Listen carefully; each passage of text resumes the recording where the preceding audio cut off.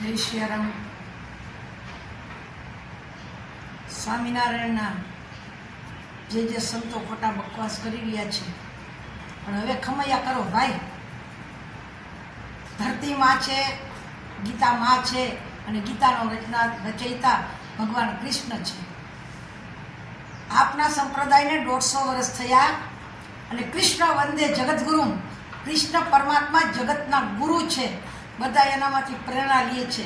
તો એના માટે બોલો ને તમે એમ કહો કે દ્વારકાધીશ, જે દ્વારકાધીશ કહેવાતા હોય એ દ્વારિકામાં પધારેલા ભગવાન કૃષ્ણ છે.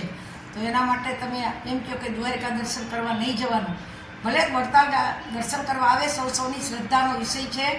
બીજાના શ્રદ્ધામાં તે માતાજી વિશે, હનુમાનજી વિશે, શિવ વિશે તમને બોલવાનો કોઈ રાઈટ નથી. તમારી રેખા મોટી કરવા માટે બીજાની રેખાને કાપવાનો પ્રયત્ન બંધ કરો. તમારી નીચ જે વિચારધારા છે એને બંધ કરો.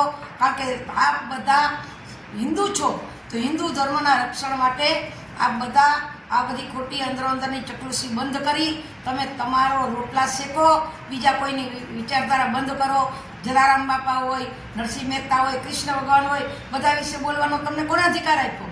આપ ભાગવત કથા વાંચો છો, સાથે સાથે તમારા મંદિરમાં માતાજીની મૂર્તિ પણ પધરાવો છો ને ભગવાનની સાથે. તો શા માટે પધરાવો છો? તો આપ હવે ખમૈયા કરો. તમે જે કંઈ તમે સત્તાધાર, તમે જે કોઈ હોય એને તમને મુબારક છે. માટે કોઈ પણ કૃષ્ણ ભગવાન તો શું, કોઈ પણ દેવી દેવતાઓ વિશે તમને બોલવાનો કોઈ રાઈટ નથી. તમારા રોટલા તમને મુબારક.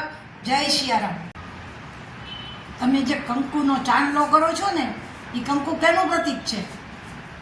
કંકુ જગદંબાનું પ્રતીક છે. તમે કંકુના તિલક કરી અને દરેક ધર્મ વિશે, તમે દરેક સંપ્રદાય વિશે આ બોલો. હવે તમે ખમૈયા કરો. ખૂબ તમને શાંતિ રાખો.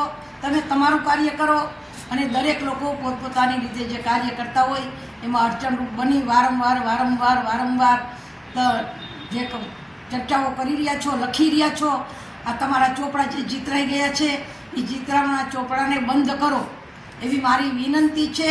સમસ્ત સનાતન ધર્મના લોકો આનાથી લાગણી દુભાણી છે. એના માટે તમારા કદાચ ભગવાન સહજાનંદ સ્વામી હશે ને, એ પણ રાજી નહીં થતા હોય. જય સિયારામ.